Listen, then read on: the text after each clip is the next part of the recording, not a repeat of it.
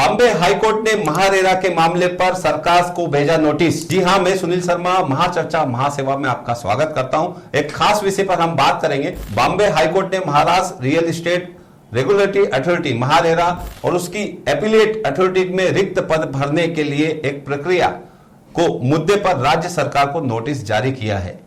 इस पर एक पीएल की गई है आरपीएडब्ल्यूए मतलब रेरा प्रैक्टिशनर वेलफेयर एसोसिएशन की तरफ से। हमारे आरपीडब्ल्यूए की तरफ से मौजूद हैं एडवोकेट सतीश डेडिया जी। सतीश जी, स्वागत है आपका इस चर्चा में शामिल होने के लिए और लोगों को जानकारी देने के लिए। एक अहम विषय है कि आपने पीएल की है, कहीं न कहीं से जनहित का ये मुद्दा है, लोगों का, उन होम बायर्स का भी मुद्दा है। जब महारेरा में कोई कंप्लेन करने जाता है होम बायर्स, उसको सालों इंतजार करना पड़ता है एक छोटी सी कंप्लेन के लिए। दिक्कत है कि जो रिक्त पद है, खाली पद है, उसकी जो प्रक्रिया है, उसका जो सिस्टम है, मैकेनिज्म, वो कहीं लापता है। तो उस सिस्टम को और उनकी काफी सारी जो डिमांड्स है आरपीडब्ल्यूए मतलब रेरा प्रैक्टिशनर वेलफेयर एसोसिएशन की बिहाफ आप सभी होम बायर्स की तरफ से, तो उस पर हम चर्चा करेंगे, जानेंगे इनसे। सर, क्या कहेंगे, आपकी ये पीएल क्या है सर? सबसे पहले तो मैं आपकी चैनल को धन्यवाद कहना चाहूंगा कि आपकी चैनल जो है रियल एस्टेट जो फ्लैट बायर्स है उसके लिए एक अकलौती चैनल है जो कि रियल इश्यूज, जो रियल फैक्ट्स है, उसको बार बार उठाती है और लोगों में जागृति लाने के लिए, जो रियल एस्टेट सेक्टर में जो लोगों में जागृति लाई है, उसके लिए आपकी चैनल को मैं धन्यवाद देना चाहता हूं। और रमेश प्रभु सर जो हमारे ऑलरेडी एसोसिएट्स हैं, उनके मार्गदर्शन में काफ़ी सारे काम होते रहे, उसके लिए आपको धन्यवाद। ये जो पीआईएल हमने फाइल की है उसका रीज़न ये है कि जो फ्लैट परचेजर्स हैं उसका गवर्नमेंट ने रेरा लेके तो आए, लेकिन उसमें धीरे धीरे करके उसमें से विश्वास जो है घटते जा रहा है। तो उस विश्वास को फिर से रिस्टोर करने के लिए और स्ट्रॉन्ग करने के लिए हमने ये पीआईएल फाइल की है कि भाई आप रेरा में कंप्लेंट्स तो फाइल हो रही है, लेकिन उसको डिसाइड होने में जो लीगल लिमिट है 60 डेज की, उसके जगह पे 3-4 साल लगते जा रहे हैं। तो उसको कैसे, क्यों, वो हमने सोचा, सारे जो प्रोफेशनल्स हैं, हमारी कमिटी है, वो सबने इन्वेस्टिगेशन किया, इंक्वायरी किया, डेटा एनालिसिस किया। उसके बाद हमें पता चला जो रीजंस, उसको लेकर हम लोग में हाईकोर्ट के सामने गए। पहले उसके पहले जो बार काउंसिल है और दूसरे सारे जो प्रैक्टिशनर्स हैं उन्होंने रिप्रेजेंटेशन किया, गवर्नमेंट ने कोई रिस्पॉन्स नहीं किया। इसके लिए फिर हम अल्टीमेटली हमें हाईकोर्ट में जाना पड़ा कि भाई आज की तारीख में जो कंप्लेंट्स इतने सालों लग रही है तो कैसे वो फिर से टाइम पे डिसाइड हो। उसके लिए हमें पहला रीजन हमें ये मिला कि जो वैकेंसी होती है, जो time to time members retire होते हैं, उसकी वैकेंसी जो है फिलअप टाइम पे होती ही नहीं है, महीनों लग जाते हैं एक मेंबर को फिलअप करने के लिए। उसकी वजह से सारा काम ठप हो जाता है। तो पहला हमारा यही था कि भाई आप किस तरह का एक स्ट्रॉन्ग मैकेनिज्म लेके आए जो परमानेंट मैकेनिज्म हो, ताकि जो मेंबर्स की वैकेंसी होती है वो टाइम पे फिलअप हो जाए, तो आगे काम बरोबर से चले। बिल्कुल, रेरा में जो खाली पद है उसको लेकर हाईकोर्ट और आरपीडब्ल्यू बड़ा सीरियस है, क्योंकि ये होम बायर्स का इशूज है और इसीलिए सरकार को हाईकोर्ट ने नोटिस जारी कर दिया है और सितंबर में शायद आपकी उसकी डेट है। सर, लोगों को, हमारे दर्शकों को, हमारे जो दर्शक होते हैं real estate, cooperative housing society, home buyer जो फ्लैट खरीदना चाहते हैं, वो सब लोग होते हैं। सर, दर्शकों को कैसे अवेयर करेंगे कि सर महारेरा बने आज 2016 से बात करेंगे तो लगभग 8-9 साल हुआ है, एक यूथ की अवस्था में आ गया रेरा। अपन महारेरा को ऐसा नहीं बोलते कि चाइल्डहुड है, यूथ की अवस्था में आ गया है, मैच्योर हो गया।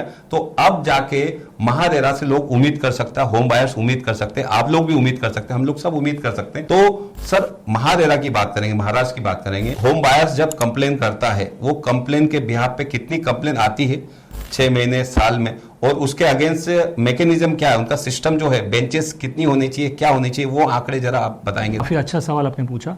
हमारा जो दूसरा प्रेयर है वो यही है कि भाई आपने रेरा स्टार्ट होने के बाद जो 4-5 मेंबर्स आपने अपॉइंट की थी, अपीलेट ट्रिब्यूनल में 2 बेंचेस है, जिसमें कि रिक्वायरमेंट है कि एक बेंच में 2 मेंबर्स होने चाहिए। तो एक रिसेंट एग्जांपल है कि आज रिटायर्ड जस्टिस सिंधे जो है चेयरमैन बने, लेकिन दूसरा टेक्निकल मेंबर नहीं थे अपीलेट ट्रिब्यूनल में।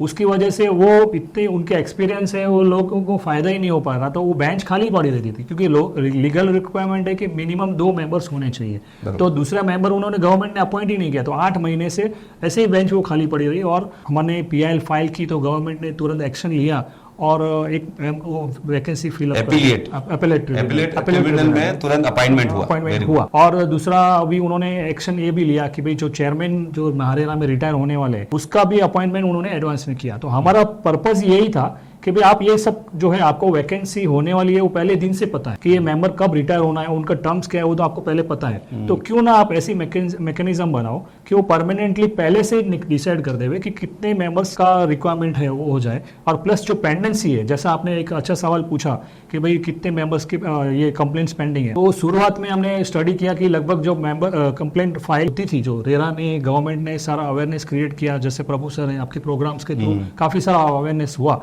और जिसकी वजह से लोगों ने कंप्लेंट्स रेरा में फाइल करनी शुरू की। तो स्टार्टिंग में लगभग 17,000 कंप्लेंट्स फाइल हुई और आज की तारीख में लगभग 27,000 कंप्लेंट्स पेंडिंग है। और अभी उसका फर्दर हमने स्टडी किया तो पता चला कि जो 17,000 कंप्लेंट्स फाइल हुई थी वो सिर्फ 3,000 प्रोजेक्ट्स, यानी कि आउट ऑफ जो प्रोजेक्ट्स रजिस्टर्ड थे उसमें से सिर्फ 3,000 प्रोजेक्ट्स में से ही 17,000 कंप्लेंट फाइल हुई। और अभी समझो 27,000 से ज्यादा जो कंप्लेंट्स फाइल हुई है वो अंदाजन 4,600 प्रोजेक्ट्स ही है। आउट ऑफ 42,000 प्रोजेक्ट्स में से सिर्फ 4,600 में से ही आई है, यानी कि अवेयरनेस अभी भी लोगों में नहीं है। सिर्फ 10% लोगों ने प्रोजेक्ट्स में से कंप्लेंट फाइल हुई है। तो हमें एंटिसिपेट किया कि जिस तरह अवेयरनेस बढ़ते जा रही है आपके जैसे चैनल के मार्गदर्शन से और अवेयरनेस क्रिएट हो रही है, तो हमें एंटिसिपेट है कि अगले 2 साल में लगभग 4 लाख कंप्लेंट्स फाइल हो सकती है। मतलब 27 का सीधा 4 लाख पड़ जाए। हाँ, बट इतना अवेयरनेस का जो है आप एंटिसिपेट हो रही है कि भाई 4 लाख तक कंप्लेंट 2-3 साल में होने का चांस है। तो उसके अगेंस्ट वो मैकेनिज्म होना चाहिए, वो सुनवाई का लोगों का तैयारी होनी चाहिए। तो वो मैकेनिज्म नहीं है, इसकी वजह से लोगों में जो ट्रस्ट बैठना चाहिए। इतना अच्छा कानून गवर्नमेंट लेके बहुत अच्छा कानून उसका इम्प्लीमेंटेशन नहीं हो रहा है। उसका वन ऑफ द रीजन था कि सफिशिएंट नंबर ऑफ मेंबर्स नहीं है और उनको डिसाइड होने में एक कंप्लेंट जो है 60 डेज के सामने 4 साल का फाइल उनको डिसाइड होने में लग जाता है। तो अगर सफिशिएंट नंबर बेंचेस जो है अपीलेट ट्रिब्यूनल में भी और रेरा में अगर वो आ जाती हैं तो ये जो लीगल रिक्वायरमेंट है 60 डेज का वो पॉसिबल है कि सॉल्व हो जाए। और अगर वो सॉल्व हो जाता है तो उसका इनडायरेक्टली रियल एस्टेट को फायदा ये हो जाएगा कि अंडर कंस्ट्रक्शन प्रोजेक्ट्स में लोगों का विश्वास बढ़ जाएगा। लोगों का विश्वास बढ़ेगा तो बिल्डर्स को है easily customers under construction stage पे ही मिल जाएगी और उसकी वजह से रियल एस्टेट सेक्टर का अच्छा ग्रोथ हो जाएगा। बिल्कुल, रियल एस्टेट यदि ऑर्गेनाइज सेक्टर में काउंट हो रहा, आज रेरा आने के बाद बहुत सारी ट्रांसपेरेंसी हुई है और होम बायर्स कहीं ना कहीं खुश है। लेकिन वो ये जो प्रोसेस है, जब कंप्लेन होती है, जब शिकायत करना होती है डेवलपर के खिलाफ या कुछ भी शिकायत होती है, तो वो कंप्लेन में सालों बीत जाते हैं उसको सुनवाई में।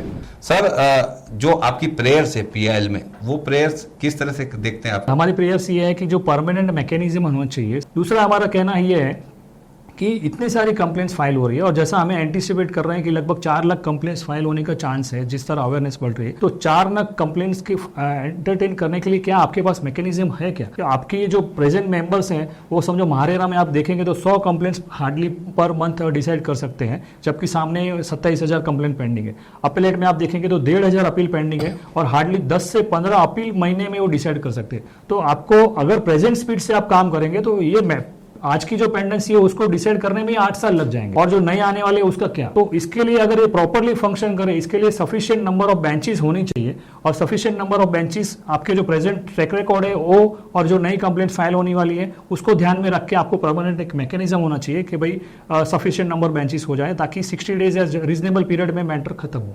थर्डली हमारा कहना है कि ये सारा जो गवर्नमेंट का जो मैकेनिज्म है उसको अगर ये पता है और फिर भी ये ऑफिसर्स काम नहीं करते तो फिर इसका एक्शन जो है उनके ऊपर लिया जाए कि भाई आपको रिप्रेजेंटेशन हुआ, आपको एक्शन लेना है, फिर भी आप नहीं ले रहे हो, इसका मतलब आपने काम नहीं किया उस दिन का, तो उसके लिए आपकी जो सैलरी है वो कट होनी। तो सबसे ये प्रेयर का हमारा सबसे ज्यादा मुझे लगता है कि इम्पैक्ट हुआ है और गवर्नमेंट एक्शन में आ गई कि भाई जो ऑफिसर्स है उनको गवर्नमेंट पेमेंट कर रही है, कानून अच्छा लेके आ रही है, लेकिन इंप्लीमेंट नहीं कर रहे। तो जो ऑफिसर्स जो इसके लिए जिम्मेदार है वो अगर काम नहीं करते तो उनकी सैलरी कट होनी चाहिए। ये भी हमारी एक प्रेयर। बिल्कुल, हाईकोर्ट ने बिल्कुल स्पष्ट शब्दों में कहा कि रिक्त पदों को भरने से जुड़ा प्रावधान यदि नहीं है तो नीतिगत निर्णय डिसीजन ले गवर्नमेंट, सरकार को भेजा है, नोटिस भेजा बाकायदा। और इस नोटिस की जब ने आपने बॉम्बे हाईकोर्ट में अपील की, जब दाखिल किया हुआ केस, और ये जब पता लगा सरकार को, हाउसिंग डिपार्टमेंट को, और वो तुरंत एपिलेट में अपॉइंटमेंट करते हैं, एडवांस में आपके जो महारेरा के चेयरमैन है उनका अपॉइंटमेंट मतलब घोषणा हो जाती है। तो ये बड़ा इम्पैक्टिव स्टेप है सर आपका। मतलब पीआईएल दाखिल हुई उसके पहले बहुत सारी चीजें हो गई। आप आगे जो मैकेनिज्म बनेगा, परमानेंट प्रेजेंटेशन कुछ दिया आपने जी। उसके लिए पहले तो हमारे जो हाईकोर्ट की जो बेंच है, हमारे ऑनरेबल चीफ जस्टिस है, उसके लिए उनको धन्यवाद देना चाहिए कि उन्होंने इसका कॉग्निजेंस लिया और तुरंत ही उन्होंने एक्शन भी लिया उन्होंने देखा कि ये प्रोफेशनल्स जो हैं उनका एसोसिएशन है, और उन्होंने मैटर्स उनको पता चला कि प्रैक्टिकल डिफिकल्टी है, और उन्होंने तुरंत कॉग्निजेंस लेके नोटिस फर्स्ट डेट पे ही उन्होंने नोटिस इशू करा के दिया। तो हमने ये पिटीशन इस तरह फाइल की है कि जो रेरा की वेबसाइट है उसके ऊपर जो डेटा अवेलेबल है वही डेटा हमने उसमें यूज, जिससे आप खाली फर्स्ट रीडिंग करते हो तो आपको पता चल जाए कि भाई इसमें क्या क्या डिफिकल्टीज है। एडवोकेट सतीश डेडिया से जानते हैं कि ये जो आपको पीपीटी जो प्रेजेंटेशन हो रहा है ये इनका डाटा नहीं है, ये महारेरा की साइट से डाटा लिया गया है। एक्सप्लेन करेंगे कि किस तरह से डिफरेंस है, हाँ क्या मतलब हो रहा है। तो जैसा हमने पहला फर्स्ट टेबल है उसमें आप देखेंगे कि 2017 से लेके 2022 तक वेबसाइट पे डेटा अवेलेबल है। तो नंबर ऑफ कंप्लेंट्स जो है ये खाली बॉम्बे के लिए, अच्छा मुंबई के लिए हमने एमएमआर रीजन 3 मुंबई खाली मुंबई सबअर्बन डिस्ट्रिक्ट की इन्हीं 2017 में 480 कंप्लेंट फाइल हुई थी, और अलग अलग बढ़ते गए आप देखेंगे तो फिर लास्ट 2020 से आप देखेंगे कि नंबर ऑफ कंप्लेंट्स कम होते गए, जो कि दिख रहा है कि भाई लोगों का विश्वास है कम होते जा रहा है। वो नंबर से दिख रहा है कितना डिस्पोजल है, नंबर ऑफ पेंडिंग कंप्लेंट्स कितना है, और उसमें से एवरेज कंप्लेंट कितनी फाइल हुई है पर प्रोजेक्ट, इसमें से कितने लोगों ने एग्जीक्यूशन के लिए यानी कि रिकवरी के लिए अप्लाई किया है, और एप्लीकेशन करने के बाद कितने एग्जीक्यूशन ऑर्डर अपलोड हुए हैं महारेरा की तरफ से, और ऑर्डर अपलोड होने के बाद कितने एक्शन हुए और कितने ऑर्डर अपलोड नहीं हुए, वो सारा डेटा हमने टेबल 1 में कवर किया है। कि उससे आप देखेंगे कि तो पता चलेगा कि भाई कितनी पेंडेंसी है, कितना अपील फाइल्स होती है, और कितनी नंबर ऑफ कंप्लेंट्स फाइल होती है। तो दूसरा टेबल सर जो हमारा ये वारंट्स का है कि मेंबर्स नहीं है महारेरा में, इसकी वजह से इफेक्ट ये हो रहा है कि इतने सारे वारंट्स इश्यू हुए हैं लेकिन उसका रिकवरी नहीं हो पा रहा। अभी समझिए 2018 से 222 से 82 करोड़ के वारंट्स इश्यू हुए हैं, 26 वारंट्स खाली 26 वारंट्स का टोटल वैल्यू है 282 करोड़, इस तरह के फिगर्स हैं। तो नंबर ऑफ वारंट्स इशू नहीं हो रहे हैं, नंबर ऑफ वारंट्स इशू होने के बाद भी उसका रिकवरी इम्प्लीमेंटेशन जो है फर्दर अथॉरिटी है वो नहीं कर पा। तो जो मेंबर्स नहीं है महारेरा में उसका डायरेक्ट इम्पैक्ट यहाँ पे आ रहा है कि भाई आप जो ऑर्डर देने के बाद उसको एक्चुअल इम्प्लीमेंटेशन करने का वक्त आता है तो महारेरा के पास मैकेनिज्म नहीं है। ये सिर्फ बॉम्बे सबअर्बन के लिए ये फिगर था वारंट का। के बाद जो नंबर हम लोग ने एनालिसिस किया कि भाई कितनी कंप्लेंट्स फाइल हुई थी ईयर वाइज एंडिंग में महारेरा की वेबसाइट के हिसाब से महाराष्ट्र के, तो पहले 2018 में 16,188 कंप्लेंट फाइल हुई, फिर 19 में 20,560 हुई, फिर 25,000 हुआ, और फिर 35,000 हुआ। टोटल कम्युनिटी कंप्लेंट्स 27% या 23% हर एक ईयर में इंक्रीज होते जा रहा है कि ये ग्रोथ आते जा रहा है। अभी आप देखिए लास्ट जो करंट ग्रोथ है 41% तक आ गया, कि इसका मतलब है कि अवेयरनेस बढ़ते जा रही है। लेकिन जो इफेक्टिव जो है अभी समझो कि 42,000 प्रोजेक्ट्स हैं तो उसमें से सिर्फ 4,000 प्रोजेक्ट्स में से ये कंप्लेन आ रही है। तो अगर 4,000 में से सिर्फ अगर 35,000 कंप्लेन आ रही है तो आप सोचिए कि 42,000 कंप्लेन में से प्रोजेक्ट्स में से कितनी कंप्लेन आएंगी। तो ये फिगर्स दिखा रहे हैं रेरा की कि भाई नंबर ऑफ कंप्लेंट्स जो है वो काफी बढ़ने वाली है। तो अगर प्रॉपर मैकेनिज्म होगा तो रेरा एक्चुअल में इंप्लीमेंट होगा। फिर ये हमने जो इंपॉर्टेंट डिस्ट्रिक्ट्स हैं उसके वाइज हमने कंप्लेंट्स निकाली कि बॉम्बे है सिटी, बॉम्बे सबअर्बन है, पालघर है, और पुणे और रायगढ़ और थाने। तो उसका खाली मेन जो डिस्ट्रिक्ट्स है जो मेजर कंप्लेंट्स आती है ये रीजन से आ रही है। तो इसका पहला मतलब ये हुआ कि जो दूसरे रीजन है इसके अलावा वहां तो अवेयरनेस है ही नहीं, जैसा कि औरंगाबाद डिस्ट्रिक्ट है और दूसरे जो ग्रामीण में है, रूरल में नहीं, नासिक है, वहां से अभी बहुत कंप्लेंट्स कम आ रही है। तो वहां से भी अगर शुरू हो जाती सर 3 से 4 डिस्ट्रिक्ट में से अगर ये इम्पैक्ट है तो ऑल ओवर महाराष्ट्र से जब शुरू हो जाएगा तो उसका क्या इम्पैक्ट होगा। तो आप अगर आप देखेंगे तो ये फिगर्स दिखा रहे हैं कि नंबर ऑफ प्रोजेक्ट्स में से कितने हो रहे हैं। अभी ये लेफ्ट प्रोजेक्ट्स का डिटेल है। तो 2017 में से 102 प्रोजेक्ट्स लैप्स हो गए, 2018 में 541 प्रोजेक्ट्स लैप्स हो गए, 19 में 1129, ऐसा करके 3272 प्रोजेक्ट से मेन इसमें से लैप्स हो गए हैं रेरा की वेबसाइट के हिसाब से। तो इसको देखने वाला कोई है ही नहीं क्योंकि कंप्लेंट्स ही आप एड्रेस नहीं कर पा रहे। तो ये जो मेन अलग इश्यूज है,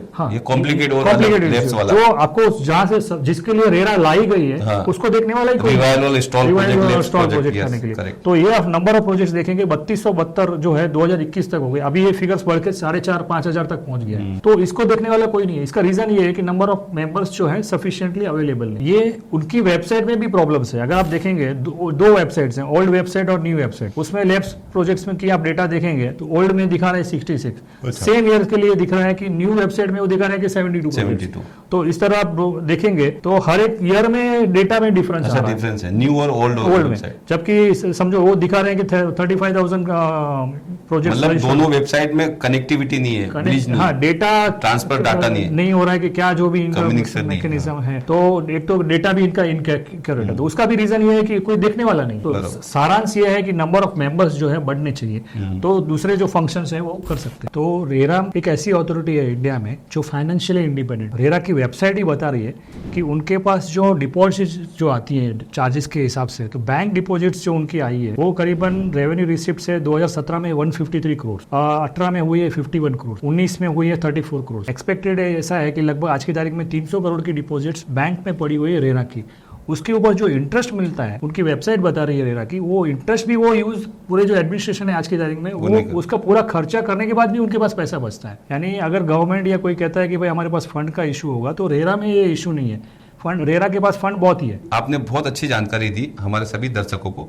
हमारे साथ एक एक्सपर्ट हैं एडवोकेट पार्थ सारथी जी, जो रमेश प्रभु जी की टीम से, महासेवा से, और उनसे सीधे जानते हैं, वो हमारे साथ जुड़े हुए हैं, उनसे जानते हैं कि इस महारेरा में, वो इंटरनल महासेवा में प्रैक्टिकली काम करते हैं, तो महारेरा का उनका अनुभव, उनको इस पर क्या प्रेयर्स है और उनका इस पर क्या अनुभव है, जानते हैं एडवोकेट पार्थ सारथी जी। एक्चुअल कंप्लेनेंट्स आप जो देखेंगे तो 95% कंप्लेनेंट्स अलॉटीज होता है, बहुत कम 5% होगा शायद डेवलपर या रियल एस्टेट एजेंट का कंप्लेंट्स आया होगा, बट 95% कंप्लेंट्स जो है वो अलॉटीज के कंप्लेंट। और अलॉटीज के कंप्लेंट्स में भी ऐसा देखा गया है कि काफी सारे अलॉटीज क्या है खुद ही अपेयर होते हैं। मतलब ऐसा भी नहीं है कि हर अलॉटी ने किसी वकील को अपॉइंट किया है कि या किसी चार्टर्ड अकाउंटेंट को अपॉइंट किया है। बहुत सारे लोग अपने खुद के केस खुद ही लड़ते हैं, और खुद ही लड़ते समय बहुत सारे समय ऐसा भी होता है, क्योंकि एक क्वासी जुडिशियल अथॉरिटी है, यहाँ पे आदमी उतना टेक्निकली क्वालिफाइड नहीं भी होगा तो भी सेल्फ अपियरेंस में काम हो सकता है। तो इस हिसाब से अगर कोई आदमी खुद अपियर हो रहा है, तो काफी टाइम ऐसा होता है कि जज के सामने अगर कोई बेंच है, अगर वो वेकेंट हो गया तो उनको पता भी नहीं पड़ता है कि आगे क्या करना चाहिए। अगर एटलीस्ट एक वकील है, एक कोई एडवोकेट है, तो इसके हिसाब से अगर उनको बताते हैं तो उनका रिप्रेजेंटेटिव जो है उनको पता है कि कहां पे अप्रोच करना चाहिए, किससे बात करना चाहिए, आगे क्या होगा। बट हर समय एक्सपेक्ट नहीं कर सकते कि हर आदमी अपना एडवोकेट अपॉइंट करेगा। बहुत सारे लोग ऐसे भी है जो अफोर्ड भी नहीं कर पाते हैं एडवोकेट, तो खुद ही अपेयर होता है। और बहुत सारे लोगों को इसका एक्चुअल प्रक्रिया, जैसा सतीश जी ने बताया, इसका जो लीगल एस्पेक्ट है, प्रैक्टिकल नॉर्म्स है, वो बहुत सारे लोगों को नहीं पता है। जो रूरल एरिया में जो घर खरीदते हैं, जिसका घर का ही कीमत 4 लाख, 5 लाख, 6 लाख का होता है, तो वो लोग इतने सारे जानकार नहीं है कि उनको कहां पे अप्रोच करें। बट उनको इतना बेसिक नॉलेज है कि रेरा एक अथॉरिटी एस्टेब्लिश किया गया है, और उस रेरा अथॉरिटी के पास हम जाएंगे अगर, तो हमारा शायद जो भी ग्रीवेंस है वो एड्रेस हो सकता है। अगर इस उम्मीद के साथ में और अगर इस कॉन्फिडेंस के साथ में अगर वो रेरा के पास आते हैं, तो रेरा को भी उसके सामने परफॉर्म करना चाहिए। जो लेटेस्ट एक्ट है, एक्ट आने का ही वजह यही था कि होम बायर्स जो है उनको एक एडवांटेजियस पोजीशन में रखने के हिसाब से ये एक्ट अभी इनेक्ट हुआ था 2017 में, जो इंप्लीमेंट हुआ महाराष्ट्र में। और उसके हिसाब से जो सतीश जी ने बताया, इतने सारे कंप्लेंट्स आए, क्योंकि लोगों को जैसे जैसे जानकारी बढ़ती गई वैसे वैसे लोग आते गए। इसके पहले ये सिविल मैटर था, हुआ करता था, यहाँ पे सिविल कोर्ट्स में ही आपको जाने पड़ते थे, या तो फिर कंज्यूमर कोर्ट में जाना पड़ता था आपको। अगर कोई भी इस प्रक्रिया या इस पर्टिकुलर डिस्प्यूट को अगर आपको रिजोल्व करना था, तो आपको 2 ऑप्शन ही थे, या तो सिविल डिस्प्यूट सिविल कोर्ट में जाए, या फिर इसको एक कंज्यूमर कंप्लेंट जैसा कंज्यूमर कोर्ट में जाए। अभी रेरा आने के बाद में ऐसा शुरू में माना गया था कि ये फास्ट ट्रैक है, जल्दी खत्म हो जाएगा, 3-4 महीने के अंदर रेजोल्यूशन आ जाएगा, इतने सारे कोर्ट प्रोसीडिंग्स नहीं होंगे, इतना सारा पेंडेंसी नहीं होगा, जैसे डेट पे डेट वगैरह जो नॉर्मली लोग बोलते हैं उसके जैसा तारीख पे तारीख नहीं होगा, तो जल्दी खत्म होगा। ये उम्मीद के साथ रेरा शुरू हुआ था, और इनिशियल 6 महीना 1 साल तक हमने भी देखा कि जल्दी डेट्स आते थे, एड्रेस भी होता था, 3-4 हियरिंग में खत्म भी होते थे। बट धीरे धीरे जैसा जानकारी भी बढ़ती गई, उसके हिसाब से लोगों को मालूम भी पड़ने लगा कि ऐसा वायलेशन जो लोग प्रोमोटर्स या जो बिल्डर्स जो गलतियां करते हैं, उसको रेरा के पास हम लेके आकर के उसका सोल्यूशन हमको मिल सकता है। तो धीरे धीरे कंप्लेंट्स बढ़ने लगी, तभी रेरा लाने का जो मकसद है वो पूरा हो पाएगा। और ये जो पीआईएल में सीधा कनेक्ट किया है, और सीधा आपने जज साहब ने, हाईकोर्ट के जज साहब ने सीधा सरकार को नोटिस भेजा, और बड़ी सीरियस है इस मामले में। आने वाले दिनों में महारेरा की कुछ अपडेट होगी, जिससे जो लाखों कंप्लेन आने वाली है उस पर कुछ रास्ता मिल सकता है। हमने स्टडी किया कि चाइना का जो रियल एस्टेट सेक्टर है कोलैप्स हो गया। उसके जो रीजंस था, उसका रीज़न ये था कि रेगुलेटरी वहाँ की अथॉरिटी है वो फंक्शनिंग नहीं कर पा रही थी। तो सेम चीज़ यहाँ का वो जो एनवायरनमेंट है इंडिया में भी होने जा रहा है, और पर्टिकुलरली महाराष्ट्र में। तो सेम चीज़ यहाँ पे नहीं हो, इसके लिए वन ऑफ द रीज़न हमारा ये था कि आगे गवर्नमेंट एक्शन ले, नहीं तो चाइना जैसा ही हमारा हाल होगा। बिल्कुल। इस ज्वलंत सब्जेक्ट पर आप जरूर वीडियो को लाइक करें, कमेंट्स करें, और हमारे चैनल महासेवा न्यूज को आपने सब्सक्राइब नहीं किया तो सब्सक्राइब जरूर करें। आपके होस्ट और दोस्त सुनील शर्मा को दीजिए इजाजत। नमस्कार। धन्यवाद सर। धन्यवाद। Thank you.